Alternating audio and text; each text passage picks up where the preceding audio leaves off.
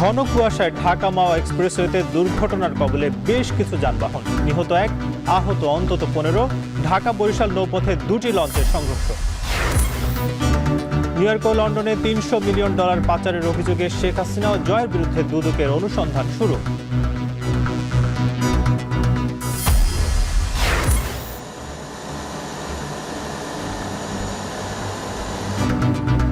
সরবরাহ বাড়াতে নতুন পুরাতন কূপ খননের উদ্যোগ সিলেট গ্যাস ফিল্ডের। দৈনিক 250 মিলিয়ন ঘনফুট উৎপাদনের লক্ষ্য।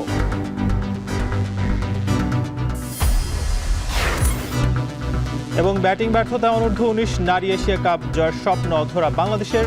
প্রথম আসরের শিরোপা জিতল ভারত।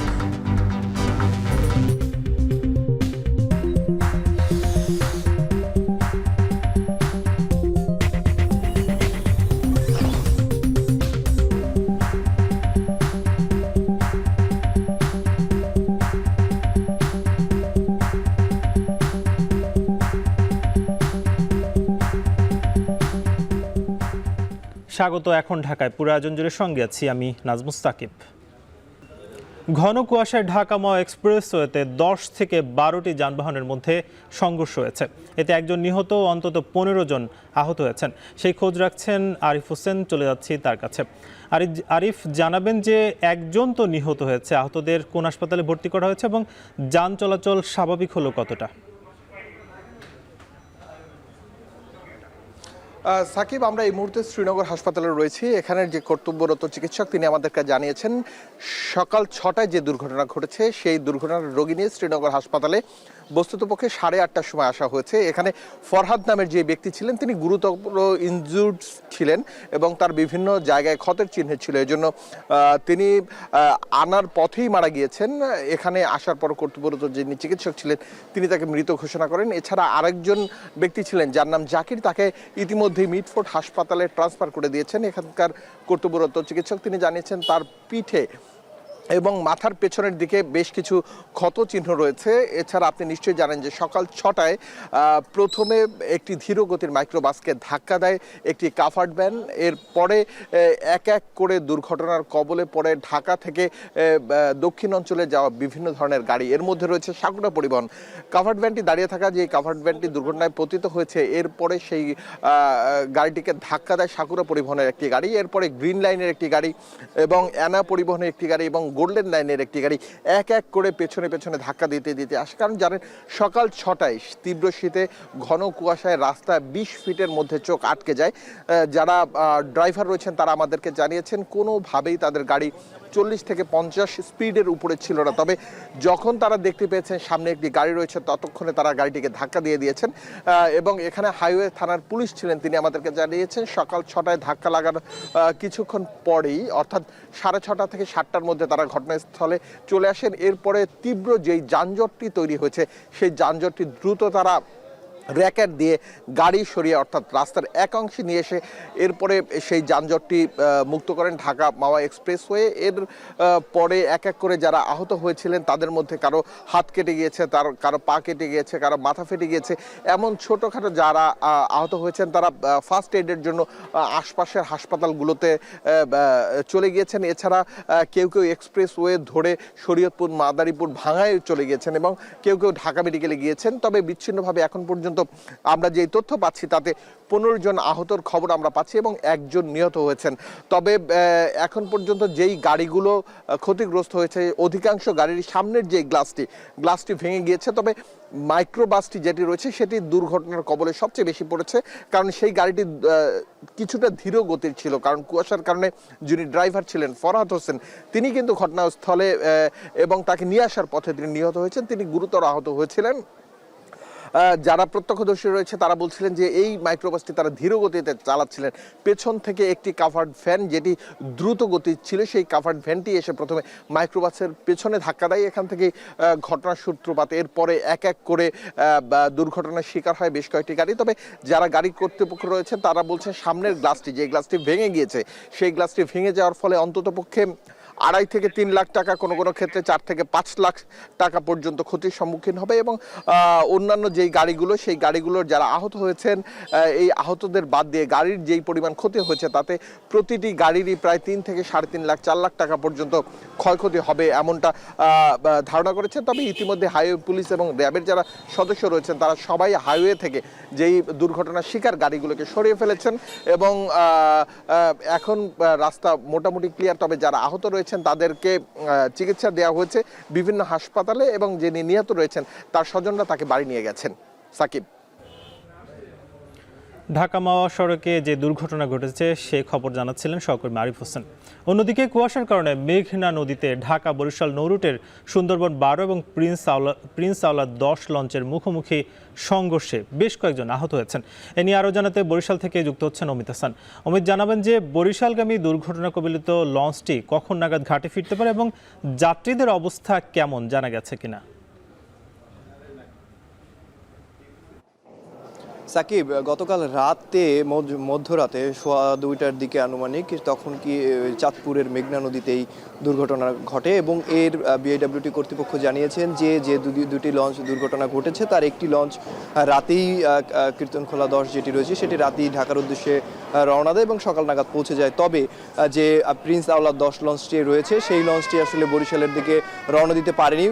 তার যে যাত্রীরা রয়েছে সেই যাত্রীদের শুভরাজ 9 লঞ্চ উদ্ধার করে বরিশালের দিকে রওনা হয়েছে সকাল নাগাদ এবং আমরা যতটুকু জানতে পেরেছি যে আনুমানিক দুপুর 1টা কিংবা 1:30টার দিকে এই লঞ্চটি বরিশাল নদীবন্দরে এসে পৌঁছাবেন এবং যাত্রীদের নিয়ে পৌঁছাবেন। তো বিআইডব্লিউটি কর্তৃপক্ষ বলছেন যে ঘন কুয়াশার কারণে এই লঞ্চ দুর্ঘটনাটি ঘটেছে। তাদের পক্ষ থেকে সব ধরনের নির্দেশনা দেওয়া রয়েছিল যে ফগ লাইট লাগানো দরকার আছে, এছাড়া বিভিন্ন ধরনের নির্দেশনা কিন্তু তারা দিয়েছিলেন। তবে সে নির্দেশনা আসলে পুরোপুরি ঠিক করে কাজ করেছে কিনা সে বিষয়ে একটি চিঠিও তারা ইস্যু করেছে যে এই যে দুর্ঘটনা, এই দুর্ঘটনার কারণ দর্শানোর জন্য একটি চিঠি তারা ইস্যু করে দিয়েছে দুই মাস্টারের কাছে এবং সেই দর্শানো নোটিশ অনুযায়ী এবং সেই কারণের প্রেক্ষিতেই কিন্তু আইনানুগ ব্যবস্থা নেওয়া হবে এই ঘটনার, এমনটাই জানিয়েছে বিআইডব্লিউটি কর্তৃপক্ষ। তবে যাত্রীরা যেটি বলছেন যে হঠাৎ করে রাতে যে ঘটনা ঘটেছে এতে তারা কিছুটা আতঙ্কিত হয়ে পড়েছে এবং রাতে সকালের দিকে একটি লঞ্চ তাদেরকে উদ্ধার করে বরিশালের উদ্দেশ্যে রওনা দিয়েছেন এবং আরেকটি লঞ্চ যে কীর্তনখোলা 10 সেটি রাতেই ঢাকার উদ্দেশ্যে ছেড়ে গেছে এবং সেটি সকাল নাগাদ ঢাকা যে সদরঘাট রয়েছে সেখানে পৌঁছে গেছে। এবং আরেকটু জানিয়ে রাখি যে বিআইডব্লিউটি কর্তৃপক্ষ বলছে এই ঘটনায় তেমন কোনো হতাহতের ঘটনা ঘটেনি, তবে দুটি লঞ্চের সম্মুখ ভাগ যেটি রয়েছে সেটি অনেকটাই ক্ষতিগ্রস্ত হয়েছে এবং সামনে যে রাখা মোটরসাইকেলগুলো রয়েছে সেগুলো বেশ ক্ষতিগ্রস্ত হয়েছে বলে জানিয়েছে বিআইডব্লিউটি কর্তৃপক্ষ। তো এই ঘটনা এখন পর্যন্ত কোনো নিহতের ঘটনা ঘটেনি, তবে আহত সামান্য পরিমাণ কিছু আহত যাত্রী থাকতে পারে। তবে লঞ্চটি আসার পর সেটি আসলে নিশ্চিত করা যাবে যে এই ঘটনায় আসলে কেউ আহত হয়েছে কিনা। তবে যাত্রীরা নিরাপদেই বরিশালের দিকে আসছে এমনটা জানিয়েছেন বিআইডব্লিউটি কর্তৃপক্ষ। তবে এই ঘটনায় কোনো হতাহতের ঘটনা ঘটেনি। তবে আর কিছুক্ষণ পর মানে দুপুর 2টা 1:30-2টার মধ্যেই কিন্তু এই লঞ্চটি বরিশাল নদীবন্দরে এসে পৌঁছানোর কথা রয়েছে বলে জানিয়েছেন বিআইডব্লিউটিএ। তো বরিশাল থেকে এই ছিল আমার কাছে সর্বশেষ নৌ দুর্ঘটনার। বরিশাল থেকে অমিত হাসান যুক্ত ছিলেন, তিনি জানাচ্ছিলেন যে 2 লঞ্চের যে মুখোমুখি সংঘর্ষ হয়েছে সেই খবর। যুক্তরাষ্ট্র লন্ডনে $300 মিলিয়ন পাচারের অভিযোগে শেখ হাসিনা ও তার ছেলে সজীব ওয়াজেদ জয়ের বিরুদ্ধে অনুসন্ধান শুরু করার সিদ্ধান্ত নিয়েছে দুদক। এর আগে রূপপুর পারমাণবিক বিদ্যুৎ কেন্দ্রসহ 9 প্রকল্পে 80,000 কোটি টাকা অনিয়ম ও দুর্নীতির অভিযোগে সাবেক প্রধানমন্ত্রী শেখ হাসিনা ও তার বোন শেখ রেহানা, ছেলে সজীব ওয়াজেদ জয় এবং মেয়ে টিউলিপ সিদ্দিকের বিরুদ্ধে অনুসন্ধানের সিদ্ধান্ত নেয় সংস্থাটি। 17 ডিসেম্বর থেকে তাদের বিরুদ্ধে অনুসন্ধানের কাজ শুরু হয়। জ্বালানি সংকট নিরসনে বিভিন্ন মেয়াদী পরিকল্পনায় নতুন কূপ অনুসন্ধানে বাড়াচ্ছে সিলেট গ্যাস ফিল্ড লিমিটেড। এছাড়াও পুরাতন কূপে ওয়ার্ক ওভারের মাধ্যমে দৈনিক উৎপাদন 137 থেকে 250 মিলিয়ন ঘনফুটে নেওয়ার লক্ষ্য তাদের। যদিও জ্বালানি বিশেষজ্ঞরা বলছেন আধুনিক যন্ত্রপাতি এবং নতুন গবেষণার মিশেলে এই অঞ্চলে আরও গ্যাস উৎপাদন বৃদ্ধির যথেষ্ট সম্ভাবনা রয়েছে। গুলজার আহমেদের প্রতিবেদন, ছবি তুলেছেন সেলিম মিয়া। দেশের সবচেয়ে পুরনো গ্যাস ক্ষেত্র সিলেটের হরিপুর। ১৯৫৫ সালে দেশের প্রথম গ্যাস ক্ষেত্র হিসেবে এটি আবিষ্কৃত হওয়ার পরপরই মূলত এই অঞ্চলে প্রাকৃতিক খনিজ সম্পদ অনুসন্ধানে সচেষ্ট হয় রাষ্ট্র। তারই ধারাবাহিকতায় সিলেট গ্যাসফিল্ড লিমিটেডের ১৬টি কূপ থেকে গত এক বছরে তাদের উৎপাদন ৮৫ মিলিয়ন ঘনফুট থেকে ১৩৭ মিলিয়ন ঘনফুটে উন্নীত করেছে। সেই সঙ্গে নতুন করে ২০২৬ সালের মধ্যে আরও ৯০ মিলিয়ন ঘনফুট গ্যাস সংযুক্ত করার পরিকল্পনা রয়েছে। আমাদের এখানে ছিল আগে 80 to 85 মিলিয়ন আমরা দিতাম, সেখান থেকে কিন্তু জাস্ট এক বছরে আমরা কিন্তু যে প্রকল্পগুলো করেছি এর বিনিময়ে কিন্তু আমরা 85 থেকে নিয়ে এসেছি 137। আশা করছি যে এই উত্তরণটা যে আমরা আরও 60 মিলিয়ন ফ্লো অ্যাড করতে পারবো। দেশের চাহিদার চেয়ে গ্যাসের যোগান সংকট দূর করার নতুন প্রকল্প বাস্তবায়নের পাশাপাশি ২০২৫-এর এপ্রিলের মধ্যে সিলেটে ১০ নম্বর কূপ থেকে প্রতিদিন ২৫ মিলিয়ন ঘনফুট আর এর বাইরেও সিলেট গ্যাসফিল্ডের আওতাধীন আরও ২টি পুরনো কূপের সংস্কার কাজ শেষের পথে রয়েছে কোম্পানিটির।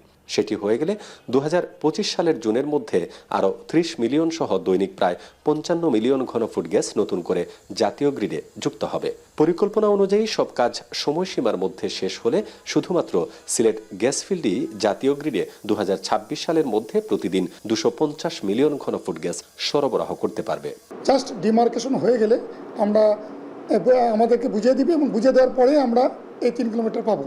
তাহলে ৩ কিলোমিটার যদি হয়ে যায় তা আমরা সেই হিসেবে আমাদের যে টার্গেটেড যে এপ্রিলের মধ্যে আমরা ২০ থেকে ২৫ মিলিয়ন গ্যাস জাতীয় গ্রিডে দিতে পারবো।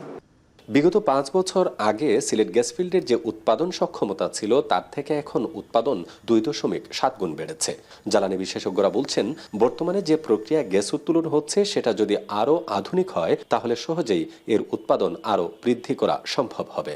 এখন সময় এসছে যে আসলে আমি যেটা বললাম 3D সেসমিক করে আমাদের এই এক্সিস্টিং অয়েল ফিল্ডগুলোকেও ডেভেলপ কীভাবে ফার্দার ডেভেলপ করা যায় বা সেকেন্ডারি বা টারশিয়ারি রিকভারির দিকে আমরা যেতে পারি। সময়ের সাথে সাথে যদি প্রপারলি যদি এই ম্যানেজমেন্ট ব্যবস্থা নেওয়া হয়, প্রপার যদি এই সমস্ত ডেভেলপমেন্ট ফিল্ডগুলি ডেভেলপ করা হয়, তাহলে আমি মনে করি বাংলাদেশের বর্তমান যে ক্রাইসিস হচ্ছে এই ক্রাইসিসটা অনেকটাই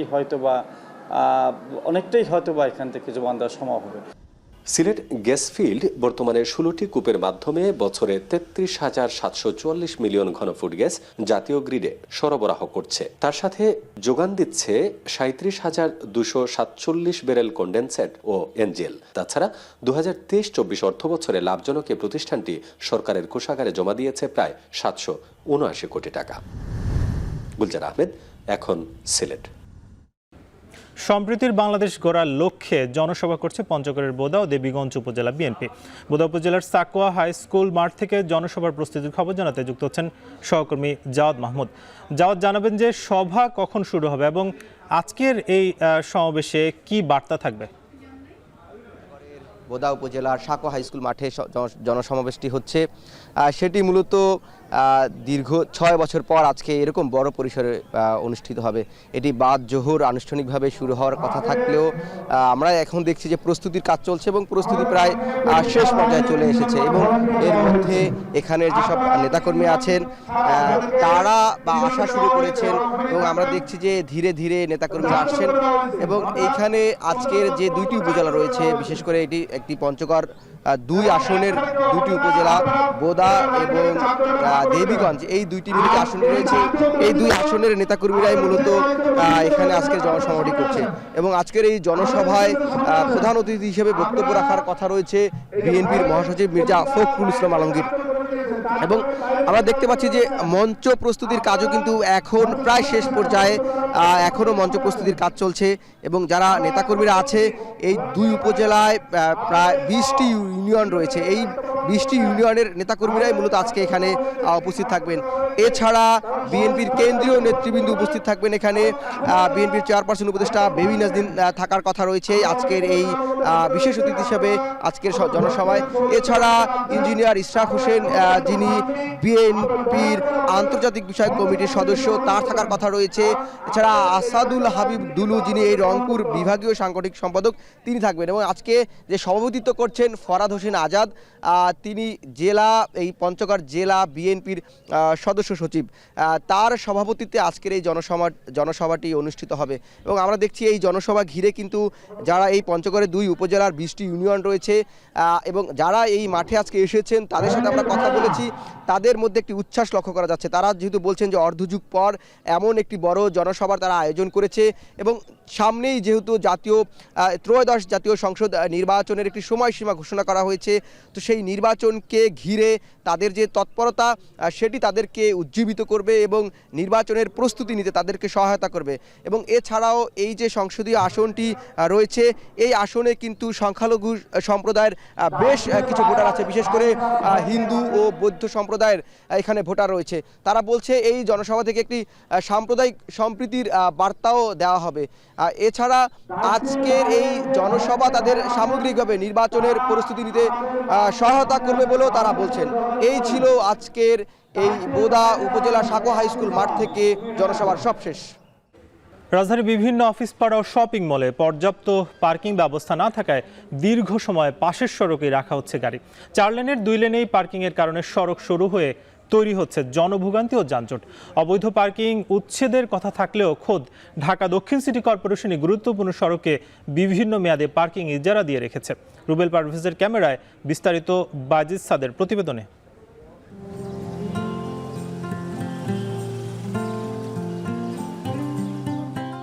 মানুষ, গাড়ি আর ভবনের চাপে চিরেচ্যাপ্টা তিলোত্তমা ঢাকা। শখের গাড়ি বা ব্যবসায়িক প্রয়োজনে যানবাহন কেনার মানুষও কম নয় এই শহরে। কিন্তু তিলোত্তমা কি এত গাড়ির চাপ সামাল দিতে পারে? দখলে সরু ব্যস্ততম সড়ক, বাজার, মার্কেট বা অফিস ভবনের সামনে চলার পথে পার্কিং করা গাড়ি, এসবই প্রতিদিনের নিত্যসঙ্গী। কেন এমন অব্যবস্থাপনা? সরেজমিনে এখন টেলিভিশনের অনুসন্ধানে দেখা যায় রাজধানীর বেশিরভাগ ভবন বা ব্যবসায়িক প্রতিষ্ঠানে নেই নিজস্ব পার্কিং ব্যবস্থা। টাকা দিয়ে রাখি রাস্তার মধ্যে, চিন্তা করেন মাসে মান্থলি দিয়া। ম্যাক্সিমাম অফিসের পার্কিং এর বেসমেন্ট ওইভাবে ফাঁকা থাকে না। তো গাড়িটা রাখবে কোথায়? পার্কিংই থাকবে, এই রাস্তায় থাকবে। নিয়ম বহির্ভূত নিয়ম যে এখানে আছে এখানে দেন। এই আমার হাত আটকে যাবে, আমার হাত আটকে যাবে, আস্তে করুন। বিশেষ করে ব্যস্ততম ব্যাংকপাড়া মতিঝিলের প্রায় সব সড়কে অবৈধ পার্কিং, যে কারণে সকাল বিকেল সব সময়ই সড়কে দেখা যায় বিশৃঙ্খলা ও তীব্র যানজটের ভোগান্তি। নষ্ট হয় কর্মঘণ্টা। প্রতিটা রোডেই কিন্তু গাড়ি রাখা আছে, দেখুন চারপাশে গাড়ির মনে করেন পার্কিং করে রেখে দিয়েছে। রাস্তা মানুষের চলাচলের জায়গা, এইখানে কেন পার্কিং হবে? হাঁটতেছি পিছন থেকে হঠাৎ করে একটা গাড়ি আসলো, অনেক সময় জিনিসটা অ্যাক্সিডেন্টের কারণ হয়। ট্রাফিক বিভাগের তথ্য মতে ঢাকায় মাত্র 3000 ট্রাফিক সদস্য কাজ করছেন। 2 কোটির বেশি মানুষের এই নগরীতে, যা খুবই নগণ্য। আইনগত ব্যবস্থা নিয়ে যেন আমরা এটা ঠেকাতে পারি, কিন্তু খুব বেশি সুফল পাচ্ছি না আমরা। এটা যে কর্তৃপক্ষের দায়িত্ব অবৈধ পার্কিং বন্ধ করা, খোদ সেই সিটি কর্পোরেশনই গুরুত্বপূর্ণ সড়কে দিচ্ছে পার্কিং ইজারা। সম্প্রতি পট পরিবর্তনে বদলেছে ইজারা, কিন্তু পাল্টেনি মতিঝিলের অবৈধ পার্কিং। দৈনিক 10 জনকে দিয়ে খাস আদায় করে গাড়ি পার্কিং করাচ্ছেন ইজারাদার। ড্রাইভার না থাকলে ছায়া রাখি, সাহেব না থাকলে যে ছায়া রাখি, এটাই দায়িত্ব। এখানে একজনের নাম দিয়ে আছে ইসমাইল নাম করে। খাস আদায় করতেছি এখন বর্তমানে। আমরা যা আদায় করি তা আমরা সিটি কর্পোরেশনে জমা দিই। এই পরিকল্পনাগুলো আসলে আমাদের নগর পরিকল্পনাবিদদের মাধ্যমে আমরা গ্রহণ করে থাকি। যে যানবাহন চলাচলের জন্য প্রতিবন্ধক হয়, সেই ক্ষেত্রে অবশ্যই সিটি কর্পোরেশন ব্যবস্থা নেবে। সাধারণ বিমা টাওয়ারে প্রায় 600-র অধিক গাড়ি রাখার কথা থাকলেও থাকছে মাত্র 120টি, আর সিটি সেন্টারে 500-র জায়গায় গাড়ি থাকছে 130টি। এই মুহূর্তে আমরা রয়েছি সিটি সেন্টারের একটি পার্কিং ফ্লোরে। দেখেই বোঝা যাচ্ছে পুরোপুরি ফাঁকা পড়ে আছে ফ্লোরটি। ঠিক কি কারণে এখানে না রেখে সড়কে রাখা হচ্ছে গাড়িগুলো? আর এখানে থাকলে আমরা খোলামেলা থাকি, ডাকলে আমরা দৌড়ে যাইতে পারি। যথেষ্ট গাড়ি আমরা রাস্তায় সারি সারিতে গাড়ি রাখি, কিন্তু আমাদের পার্কিংয়ে গাড়ি আসে না। আমাদের এখানে যেরকম ফ্যাসিলিটি বা যেরকম সুব্যবস্থা আছে ওরকমভাবে কেউ গাড়ি রাখে না। বিশেষজ্ঞরা বলছেন গণপরিবহনের মান বাড়িয়ে ব্যক্তিগত গাড়ি কেনায় নিরুৎসাহিত করার পাশাপাশি পার্কিং চার্জ বাড়ানোর উদ্যোগ নিলে কমে যাবে এ সমস্যা। বিজ্ঞান ভিত্তিক কিছু চিন্তা করছে না, কমন সেন্স বেসিস ভাবছে যে পার্কিং তো হচ্ছেই, এখান থেকে আমি কিছু পয়সাটা পাই, আমি তো কালেক্ট করতে পারবো না, একজন কাউকে পার্কিংয়ের জন্য আমি দিয়ে দিই। এই যে দিয়ে দিলাম, সে কিন্তু একটা অফিসিয়াল অথরিটি পেয়ে গেল, সে তখন ডাকে নিয়ে এটাকে 1 লেয়ার না 3 লেয়ারে দিবে। এই জায়গায় পানিশমেন্টের ব্যবস্থা যদি করা যায় তাহলেই কিন্তু একমাত্র টেকসই হবে। রাজধানীর বাণিজ্যিক এলাকা মতিঝিলকে বলা হয় অর্থনীতির প্রাণকেন্দ্র। স্বাধীনতার পর এমনকি গত 2 দশকে এ এলাকায় একের পর এক গড়ে উঠেছে অসংখ্য সুউচ্চ ভবন, অথচ অর্থনীতির চালিকায় সরাসরি ভূমিকা রাখা মতিঝিলে নেই পরিকল্পিত পার্কিং ব্যবস্থা। সমস্যাটি ঠিক আর কতটা গুরুতর হলে কর্তৃপক্ষের নজরে আসবে প্রশ্ন জনসাধারণের। বাইজিদ সাদ, এখন, ঢাকা। বাজারে বোতলজাত সয়াবিনের দাম বাড়ায় চাহিদা বেড়েছে খোলা ও সয়াবিন তেলের। বিস্তারিত জানাতে চট্টগ্রামের খাতুনগঞ্জ থেকে যুক্ত হচ্ছেন শোয়েব রহমান। শোয়েব, জানাবেন যে খোলা তেলের চাহিদা বাড়ায় দামে কোনো প্রভাব আছে কিনা, বিস্তারিত জানাবেন। সাকিব, দাম চাহিদা বাড়ার সাথে সাথে কিন্তু আসলে দামে নেতিবাচক কোনো প্রভাব পড়েনি, দামে ইতিবাচক প্রভাব পড়েছে বলা যায়। কারণ আমরা দেখেছি 1 সপ্তাহ বা 10 দিন আগেও খোলা তেল যেখানে প্রতি কেজি বিক্রি হয়েছে 185 টাকা কেজি দরে, সেখানে কিন্তু আজকে সেই খোলা সয়াবিন তেল বিক্রি হচ্ছে 5 টাকা কমে, অর্থাৎ 180 টাকা কেজিতে বিক্রি হচ্ছে। এবং সেই সাথে পাম এবং সুপার পাম তেল যেটি রয়েছে সেইটিরও কিন্তু দাম কমেছে। সেগুলো 177 টাকা কেজি যেটি ছিল সুপার পাম তেল, সেটি এখন 165 থেকে 67 টাকা, এবং পাম তেল যেটি 175 টাকা ছিল সেটিও কমে কিন্তু 165 টাকায় বিক্রি হচ্ছে। অর্থাৎ সেখানে কিন্তু কেজিতে প্রায় 10 টাকা করে দাম কমেছে। এবং এখানে যারা আড়তদাররা রয়েছেন তারা যেটি বলছেন যে মূলত সরবরাহ কিছুটা সংকট থাকলেও বিশ্ববাজারে দাম কমার কারণেই মূলত দেশের বাজারেও সেটির প্রভাব পড়েছে বলে তারা বলছেন। এবং একই সাথে তারা এও বলছেন যে বোতলজাত সয়াবিন তেলের কিছুটা ঘাটতি রয়েছে, এবং বোতলজাত সয়াবিন তেলের যারা এখানে ডিলার রয়েছেন তারা বলছেন যে সংকট থাকার কারণে কিংবা বোতলজাত সয়াবিন তেলের দাম কিছুটা কমার কারণে পূর্বের যেই পণ্যগুলো রয়েছে সেই পণ্যগুলো কিনতে, সেই সয়াবিন তেলের সঙ্গে চাল কিংবা অন্যান্য পণ্য কিনতে ব্যবসায়ীদেরকে বাধ্য করছে কিছু কিছু কোম্পানি। এবং সেই জায়গা থেকে তারা আসলে সেই পণ্যগুলো তাদের চাহিদা মতো কিনতে পারছেন না। অর্থাৎ যার চাল কিংবা অন্যান্য পণ্য প্রয়োজন নেই তিনি সেটি না নেয়ার কারণে কিন্তু তাকে সয়াবিন তেলও দেওয়া হচ্ছে না। এবং এই কারণে বোতলজাত সয়াবিনের কিন্তু কিছুটা সংকট রয়েছে বাজারে, এবং এই কারণেই মূলত বাজারে খোলা সয়াবিন তেলের দামও চাহিদাও কিছুটা বেড়েছে। এবং ব্যবসায়ীরা যেটি বলছেন যে 1 সপ্তাহের ব্যবধানে 4 থেকে 5 টাকা সয়াবিন তেলে এবং পাম এবং সুপার পামে 7 থেকে 10 টাকা পর্যন্ত দাম কমেছে, এবং সামনে যদি সরবরাহ আরও বাড়ে সেই ক্ষেত্রে দাম আরও কমার কিন্তু প্রত্যাশা তারা করছেন। তারা বলছেন যে সেই ক্ষেত্রে দাম আরও অনেকটাই কমে আসবে, এবং অনেকটাই কমার কারণে এই খবরটি যখন খুচরা বিক্রেতাদের মাঝেও ছড়িয়ে গেছে যে সামনে দাম আরও কমতে পারে, তখন কিন্তু খুচরা বিক্রেতারা এখান থেকে তেল কেনা কমিয়ে দিয়েছেন। এবং তেল কেনা কমিয়ে দেওয়ার কারণেই মূলত এখানে তেলের পর্যাপ্ত মজুদ রয়েছে, এবং সেই পর্যাপ্ত মজুদের কারণেই কিন্তু দাম কিছুটা কমতে শুরু করেছে। তবে কিছু কিছু ব্যবসায়ী বলছেন যে তারা স্বাভাবিকভাবে যে পরিমাণ পণ্য সংগ্রহ করতেন সেই পরিমাণ পণ্য তারা পাচ্ছেন না। বিশেষ করে এস আলমের পক্ষ থেকে তেলের সরবরাহ কিছুটা ঘাটতি রয়েছে দাবি করে তারা বলছেন যে তারা পর্যাপ্ত তেল পাচ্ছেন না, কিন্তু দামে কিন্তু ইতিবাচক প্রভাব পড়েছে। সাকিব, খুলনায় অরক্ষিত পড়ে আছে বেশিরভাগ নৌঘাট। মালামাল ও যাত্রী ওঠানামায় দুর্ঘটনায় পড়তে হচ্ছে নৌঘাট ব্যবহারকারীদের। এতে নদীকেন্দ্রিক ব্যবসা বাণিজ্য অনেকটাই ভাটা পড়েছে। একই সাথে বিভিন্ন ঘাটের কর্তৃত্ব নিয়ে সিটি কর্পোরেশন, জেলা পরিষদ ও বিআইডব্লিউটি এর দ্বন্দ্ব তো আছেই। রামিম চৌধুরীর প্রতিবেদন, ক্যামেরায় ছিলেন হেলাল মোল্লা।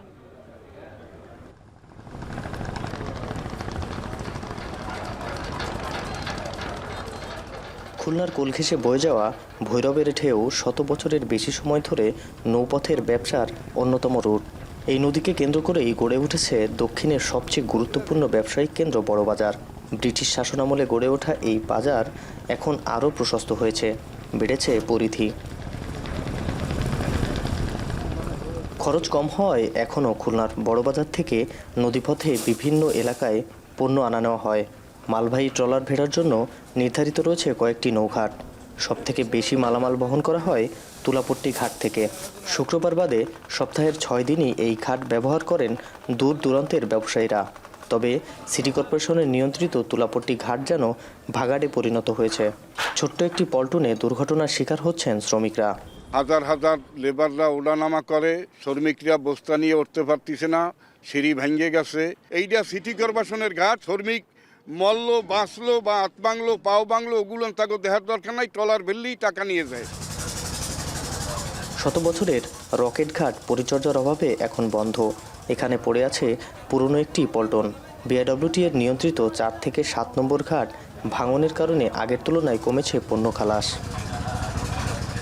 খুলনায় নদীকেন্দ্রিক ঘাটগুলোর এমন বেহাল অবস্থার কারণে আগ্রহ হারাচ্ছেন অনেক ব্যবসায়ীরা। এখানে প্রতিনিয়তই শ্রমিকদের সাথে ঘটছে নানা রকম দুর্ঘটনা। এসব কারণেই সংশ্লিষ্ট কর্তৃপক্ষকে দায়ী করছেন অনেকেই।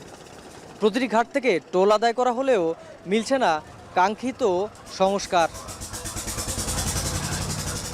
আমাকে 100 কেজির বস্তা নিয়ে ওঠা লাগে, যদি এই ঘাটটা ভাঙায় যদি পল্টন থাকতো তাহলে আমাকে অনেক সুবিধা হইতো। আমরা তো কাজ কাম ঠিকমতো করতেও পারি না, তারপর যাদের কাছে বলি কেউ আমাদের কথা শোনে না। পণ্য পরিবহনের পাশাপাশি বেশিরভাগ ঘাট দিয়ে যাত্রী পারাপার হয়। এর মধ্যে উল্লেখযোগ্য রূপসা ঘাট। একসময় এটি নিয়ন্ত্রণ করত খুলনা সিটি কর্পোরেশন, এখন তা আদালতের নির্দেশে নিয়ন্ত্রণ করছে বিআইডব্লিউটিএ। জরাজীর্ণ পল্টনে ঘটছে দুর্ঘটনা। জেলখানা ও কালীবাড়ি ঘাটের অবস্থাও বেহাল। আমাদের যে ঘাট, এই ঘাট এখন বর্তমানে চলে না। এই ঘাট অনেক দিনের পুরনো পন্টল। দীর্ঘদিন ধরে আমরা ট্রলার চালিয়ে আসি, প্রায় 30-40-45 বছর ধরে, কিন্তু আমাদের এখানে যে আসে সেই শুধু ফায়দা লোডে। আমাদের এই পন্টলও বড় করে না, পন্টল আমাদের লম্বা চওড়া করা উচিত। সাধারণ জনগণের এমন সমস্যা যে একটা ট্রাক আসলে এখানে যখন ফেরিতে গাড়ি উঠে লোকজন নামতে পারে। 14 আগস্টের আগ পর্যন্ত রূপসা খেয়াঘাটের রাজস্ব নিত সিটি কর্পোরেশন। গেল 2 অর্থ বছরে প্রায় 1.5 কোটি টাকা রাজস্ব আদায় হলেও নেই সংস্কারের উদ্যোগ। এছাড়াও জুতাপট্টি ও কাচারিঘাট থেকে প্রতি মাসে প্রায় 60,000 টাকা রাজস্ব আদায় করে কর্পোরেশন। এর মধ্যে শুধু তুলাপট্টি ঘাটে সম্প্রতি একটি পল্টন স্থাপন করেছে কর্পোরেশন। বড় বাজারের 2টি ঘাট আমাদের নিয়ন্ত্রণে আছে। একটা হচ্ছে নড়াইল কাছারি ঘাট, যেটাকে ডাবঘাট হিসেবে চিহ্নিত করা আছে, আর একটি হচ্ছে জুতাপট্টি ঘাট। যথাযথভাবে একেবারে নতুন পন্টুন এবং পল্টনগুলো আমরা মেরামত না পরিবর্তন করে নতুন পল্টন দিয়েছি। স্থায়ী সমাধানের জন্য আমরা ওখানে আবার নতুন করে টেন্ডার আহ্বান করে ওটার যে কার্যক্রম যেগুলো থাকে সেগুলোকে আমরা করে দিয়ে থাকি। বিশেষ করে সিটি কর্পোরেশন পরিচালিত যে ঘাটগুলো থাকে সেগুলোর অবস্থা ভালো। গেল আগস্টে আদালতের নির্দেশে রূপসা খেয়াঘাট নিয়ন্ত্রণ পায় বিআইডব্লিউটিএ। কর্মকর্তা জানান, চলতি মাসেই নতুন পল্টন দেওয়া সহ রূপসা ঘাটের উন্নয়নের প্রকল্প নেওয়া হয়েছে। ইতিমধ্যে আমরা কিছু সংস্কার কাজ করেছি, আর আমরা আশা করছি ইনশাল্লাহ এই মাসের 25 তারিখের মধ্যেই আমরা এই 2 ঘাটে 2টি নতুন পন্টন স্থাপন করব, এবং তখন আমার মনে হয় ওই রূপসা ঘাটের যে যাত্রী পারাপারের যে দুর্ভোগ সেটা লাঘব হবে বলে আশা করছি। বর্তমানে খুলনা সিটিতে 28টি ঘাট রয়েছে, যার মধ্যে 2টি সিটি কর্পোরেশন, 13টি বিআইডব্লিউটিএ, 8টি জেলা পরিষদ, 5টি ঘাট চলছে ব্যক্তি মালিকানায়। রামিম চৌধুরী, এখন খুলনা। ইসরায়েলি ভূখণ্ডে হামলার জবাবে এবার ইয়েমেনের রাজধানী সানায় হুতি বিদ্রোহীদের মিসাইল ফ্যাসিলিটি ও কমান্ড সেন্টার লক্ষ্য করে বিমান হামলা করেছে যুক্তরাষ্ট্র। এদিকে গেল শনিবার ফিলিস্তিনের গাজায় রাতভর ইসরায়েলি হামলায় নিহতের সংখ্যা বেড়ে দাঁড়িয়েছে 22 জনে। এর মধ্যে মধ্য গাজার নুসরাত শরণার্থী শিবিরে প্রাণহানি হয়েছে 8 ফিলিস্তিনির। সতীর্থ কর্মকারের প্রতিবেদনে বিস্তারিত। ইয়েমেনের হুথি বিদ্রোহীদের ওপর এবার যৌথভাবে চড়াও হয়েছে ইসরায়েল ও যুক্তরাষ্ট্র। গেল শনিবার রাতে ইসরায়েলের রাজধানী তেল আবিবে প্রজেক্টাইল মিসাইল হামলার জবাবে এবার ইয়েমেনের সানায় হুথি নিয়ন্ত্রিত অঞ্চলের সুনির্দিষ্ট লক্ষ্যবস্তুতে হামলা করেছে মার্কিন প্রতিরক্ষা বিভাগ। যদিও তাদের দাবি, রেড সিতে যুক্তরাষ্ট্রের বাণিজ্যিক ও যুদ্ধজাহাজ লক্ষ্য করে বারবার হামলা করে আসছিল ইরান সমর্থিত এই সশস্ত্র গোষ্ঠীটি। এর আগে গেল বৃহস্পতিবার হুতি নিয়ন্ত্রিত বন্দর ও জ্বালানি উৎপাদন কেন্দ্র লক্ষ্য করে হামলা চালায় ইসরায়েল। জবাবে 19 ও 21 ডিসেম্বর 2 দফায় তেল আবিবে প্রজেক্টাইল মিসাইল হামলা চালায় ইয়েমেনি সশস্ত্র সংগঠনটি। গেল শনিবার ভোররাতে হুতিদের ছোড়া এই প্রজেক্টাইল মিসাইল প্রতিহত করতে ব্যর্থ হয় ইসরায়েলের আকাশ প্রতিরক্ষা ব্যবস্থা। এখনও পর্যন্ত এ হামলা নিয়ে আনুষ্ঠানিক কোনো বিবৃতি দেয়নি তেল আবিব। এমন পরিস্থিতিতে নেতানিয়াহুর সক্ষমতা ও যুদ্ধনীতি নিয়ে জনরোষ বাড়ছে প্রতিনিয়তই। শনিবার সন্ধ্যায় ইসরায়েলি প্রধানমন্ত্রী বেনিয়ামিন নেতানিয়াহুর পদত্যাগের দাবিতে আবারও উত্তাল রাজধানী তেল আবিবের হস্টেজ স্কোয়ার। ইসরায়েলি জিম্মিদের দেশে ফিরিয়ে আনতে নেতানিয়াহু প্রশাসন দৃশ্যমান কোনো উদ্যোগ না নেয়ায় ক্ষুব্ধ পরিবারের সদস্যরা।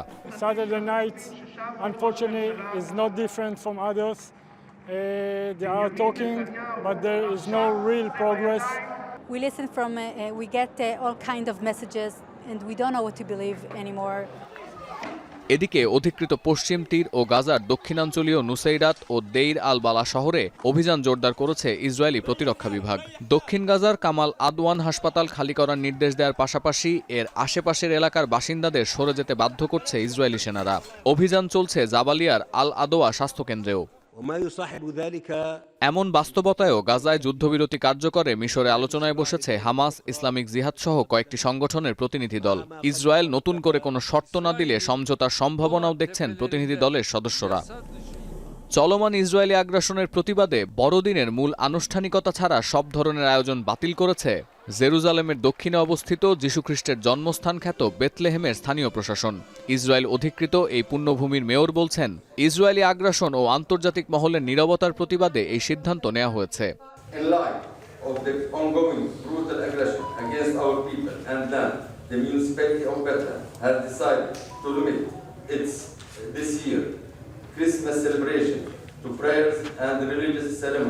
আর ভ্যাটিকান সিটিতে বড়দিন উপলক্ষে দেয়া বার্ষিক ভাষণে গাজায় চলমান ইসরায়েলি আগ্রাসনের নিন্দা জানিয়েছেন পোপ ফ্রান্সিসও। গেল শুক্রবার ইসরায়েলি হামলায় শিশুসহ 25 ফিলিস্তিনি নিহতের ঘটনার প্রসঙ্গ টেনে পোপ বলেন, যুদ্ধের দোহাই দিয়ে শিশুদের হত্যা করা পাপ। এই নির্মমতার বিরুদ্ধে ক্যাথলিক খ্রিস্টানদের সোচ্চার হওয়ারও দাবি জানান তিনি। সতীর্থ কর্মকার, এখন বিশ্ব। গেল মে মাস থেকে সুদানের দারফুর অঞ্চলে সামরিক ও আধা সামরিক বাহিনীর সংঘর্ষে প্রাণ হারিয়েছেন প্রায় 800 বেসামরিক নাগরিক। জাতিসংঘ মানবাধিকার বিষয়ক হাই কমিশনের প্রতিবেদনে উঠে এসেছে এই তথ্য। ঘনবসতিপূর্ণ এলাকায় আধা সামরিক বাহিনী, আরএসএফ ও সামরিক বাহিনীর নির্বিচারে হামলায় হতাহতের ঘটনা ঘটেছে, যা যুদ্ধাপরাধে শামিল। গেল 18 মাস ধরে চলা সংঘর্ষে মানবিক বিপর্যয় প্রায় 1.5 কোটি মানুষ। হাই কমিশনার ভলকার তুর্ক জানান, দ্রুতই সংঘাত বন্ধ করা সম্ভব না হলে সংকট আরও বাড়বে।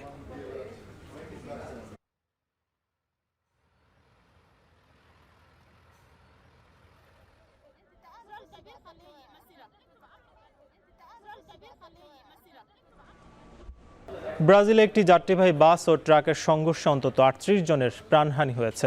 দমকল বিভাগের তথ্য বলছে, শনিবার ভোর রাতে দক্ষিণ পূর্বাঞ্চলীয় রাজ্য মিনাস জেরাইসের গুরুত্বপূর্ণ মহাসড়কে এই দুর্ঘটনা ঘটে। পুলিশ জানায়, সাও পাওলো থেকে আসা ওই বাসে চালকসহ মোট 45 জন যাত্রী ছিল। ঘটনাস্থল থেকে লাশ সরিয়ে নেওয়ার পর প্রাথমিক তদন্ত শুরু করেছে মিনাস জেরাইস পুলিশ ডিপার্টমেন্ট। প্রত্যক্ষদর্শীদের সাথে কথা বলে সিবিএস নিউজ জানায়, প্রথমে বিকট শব্দে ওই বাসের একটি চাকা পাংচার হয়ে যায়। এরপর চালক নিয়ন্ত্রণ ধরে না রাখতে পারলে ট্রাকের সাথে ধাক্কা খায় বাসটি। ট্রাকের সাথে সংঘর্ষের সময় ছোট একটি গাড়ির সাথেও ধাক্কা খায় বাস। যদিও ওই গাড়ির 3 যাত্রী অক্ষত আছে বলে নিশ্চিত করেছে পুলিশ। এই ঘটনায় শোক প্রকাশ করেছেন ব্রাজিলের প্রেসিডেন্ট লুলা দা সিলভা। আর পুলিশ জানিয়েছে, দেশটির মহাসড়কে 2007 সালের পর এত বড় দুর্ঘটনা ঘটেনি।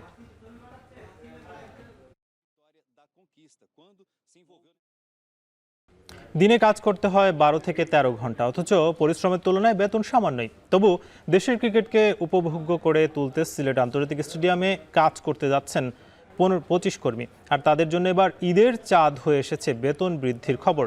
সিলেটের মাঠ কর্মীদের গল্প শোনাবেন রেদওয়ান শাওন। খেলা শেষে তখন বাড়ি ফেরার সময়, কিন্তু সে সুযোগ আর হলো কই। বয়সটা 24 হলেও কাঁধে যে গুরু দায়িত্ব, তাই তো ঘড়ি দেখে বাড়ি ফেরার চিন্তাটাও এখন আদিক্ষেতা।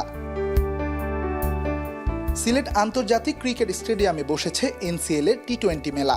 8 দলের প্রতিযোগিতায় এই ভেন্যুর 2 মাঠেই চলছে আসরের সব ম্যাচ। ব্যতিব্যস্ত উইকেটকে সজীব রাখার কাজটা করছেন 25টা মানুষ, দিনরাত ভুলে সন্তানের মতো যত্ন নিতে যারা ব্যস্ত মাঠের প্রস্তুতিতে। খেলা শেষে বালতি বেলচা হাতে কাজে ব্যস্ত থাকা এই মাঠকর্মীর নাম সুব্রত মুরং। 24 বছরের এই আদিবাসী লাক্কাতুরা স্টেডিয়ামের একজন অস্থায়ী কর্মী। দ্রব্য মূল্যের ঊর্ধ্বগতিতে জনমনে যখন না বিশ্বাস, তখন সুব্রতদের গল্পটা কেমন? 11,000 এখন হচ্ছে 2,500 টাকা বাড়ছে, 13.5। এখন তো জিনিসপত্র অনেক দাম, আর ভাই আছে, মা আছে, 2টা বোন আছে, অনেক সমস্যা। তারপরে যে বিসিবি বাড়াইছে এটার জন্য অবশ্যই হ্যাঁ, ধন্যবাদ বিসিবিকে। 2500 টাকা বাড়াইছে, এটার জন্য আমি অনেক এখন মোটামুটি চলতে পারি। বেতন বেড়েছে স্থায়ী মাঠকর্মীদেরও, 5,000 টাকা বেড়ে যা এখন 17,000 টাকা।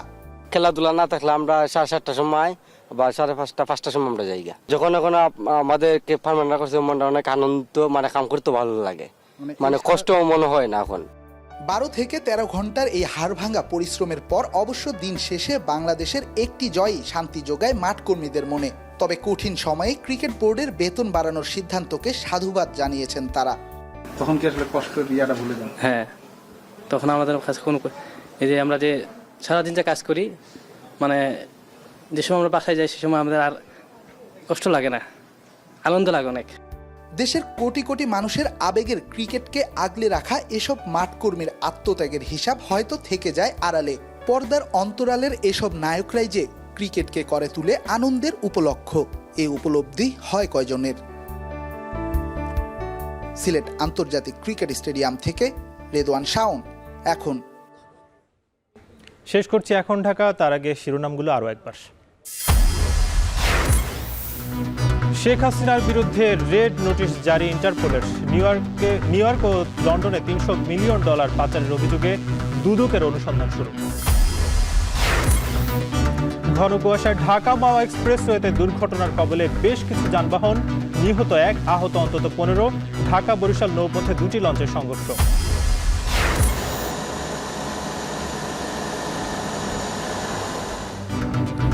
সরবরাহ বাড়াতে নতুন পুরাতন কূপ খননের উদ্যোগ। সিলেট গ্যাস ফিল্ডের দৈনিক 250 মিলিয়ন ঘনফুট উৎপাদনের লক্ষ্য।